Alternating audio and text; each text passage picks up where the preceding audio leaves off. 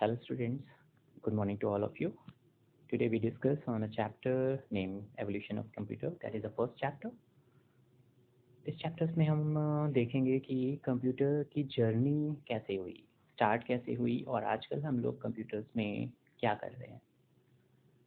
यहाँ पर कई सारी चीज़ें मेंशन हैं. जैसे आजकल जो हम कंप्यूटर्स का यूज़ करते हैं वो लगभग हर चीज़ों में करते हैं. जैसे टेलीफोन्स में, इलेक्ट्रिसिटी में, बिलिंग के लिए, वाटर बिलिंग के लिए, रिजर्वेशंस में, रेलवेज में रिजर्वेशंस में, एयरलाइंस के रिजर्वेशंस में, बैंक्स में जो हमारा डेबिट और क्रेडिट होता है उसके रिकॉर्ड रखने के लिए, शॉपकीपर्स कैलकुलेटर के तौर पे उसका यूज़ करते हैं. बिलिंग रिसिप्ट आपको देते हैं. मॉल्स में जाते हैं, वहाँ पर आपको बिलिंग रिसिप्ट होती है. Sleep, when we sleep at night watching TV channels we use remote controls. Remote जो होता है वो भी कंप्यूटर एक डिवाइस है. ऐसे ही बहुत सारी मशीन्स हैं, जैसे वॉशिंग मशीन्स है, ऑटोमेटिक वॉशिंग मशीन्स हैं, वो पूरी तरह से कंप्यूटराइज्ड हैं. टेलीफोन्स हैं, स्मार्टफोन्स हैं, मोटर कार्स आजकल जो आ रही हैं, स्मार्ट मोटर कार्स हैं जिसमें कि वॉइस रिकॉर्डिंग होती है, वॉइस पर कंट्रोल्ड होती है. उन्हें हम आर्टिफिशियल इंटेलिजेंस की कैटेगरीज में रख सकते हैं. एआई कंप्यूटर्स पे वर्क करती है. That is the 5th generation computer. चलते हैं हम नेक्स्ट पेज पर. यहाँ पर आपको कंप्यूटर की फर्स्ट कब कंप्यूटर यूज़ किया गया और वो किस वर्ड से बना हुआ है उसके बारे में बताया गया है. That is computer is made from the word compute and compute means calculate. और इसे हम लैटिन वर्ड है, ये ग्रीक वर्ड से लिया गया है जो जिसका मीन होता है कैलकुलेट करना. फिर बात होती है पहले डिवाइस की जो कि एबेकस था.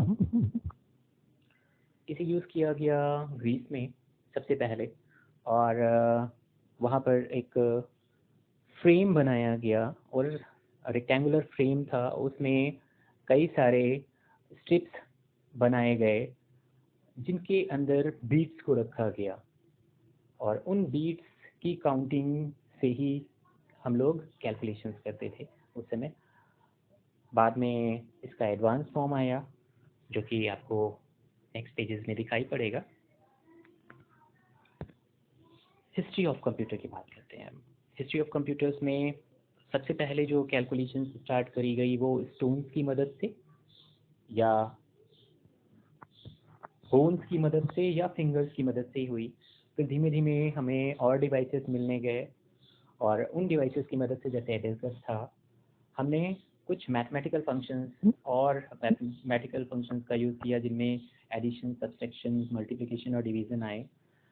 और लेकिन हमारे पास डेटा को रिकॉर्ड करने के लिए कोई भी डिवाइस नहीं था.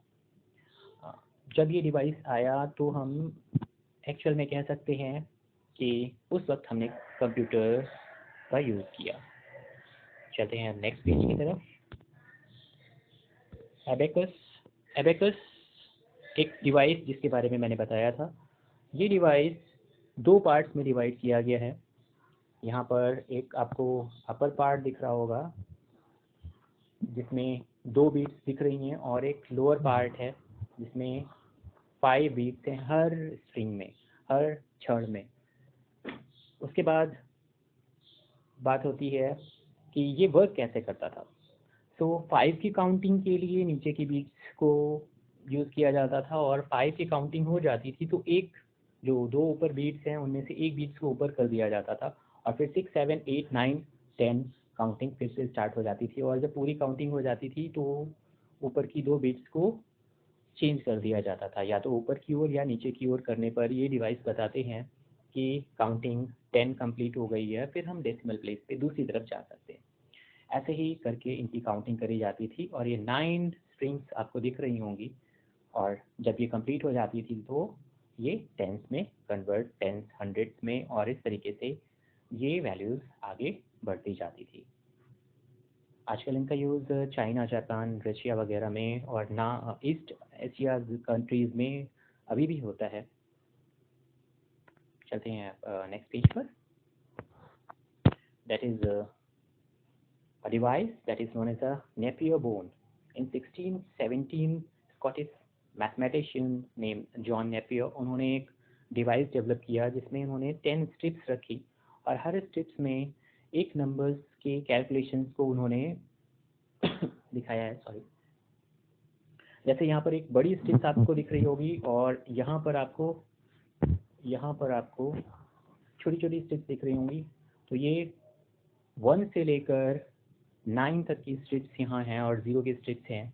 और यहाँ पर आपको 7 की जो स्ट्रिंग दिख रही होगी, मैं उसको समझाऊँ अगर, तो ये एक 7 है, 7 के नीचे 1 और 4 लिखा हुआ है जिसका मतलब 14 है, फिर 2 और 1 है 21, फिर 28, फिर 35, 42, 49, 56 एंड 63। इस तरीके से ये कैलकुलेशंस कर रहा है, टेबल्स कैलकुलेशंस यहाँ से कर रहे थे। तो मल्टीप्लिकेशन का यूज़ किया गया उन्होंने। अब बात करते हैं नेक्स्ट डिवाइस की, that is slide rule device. इसका यूज़ रोड कंस्ट्रक्शंस में अभी भी होता है कई जगह पर। तो ये डिवाइस लॉगरिथमिक वैल्यूज़ निकालने के लिए, लॉगरिथमिक वैल्यूज़, रूट वैल्यूज़ के लिए भी इसका यूज़ किया जाता था। सो मोर एडवांस डिवाइस जिसे हम कैलकुलेशंस के लिए तो करते ही थे, लेकिन इसमें लॉगरिथमिक वैल्यूज़ और रूट वैल्यूज़ की टेबल्स डिज़ाइन की गई इसकी मदद से। तो हम इसे एक बहुत बड़ा चेंज कहते हैं। 1620 जर्मन मैथमेटिशियन जो थे उन्होंने इसको डेवलप किया, विलियम ऑक्थर्ड।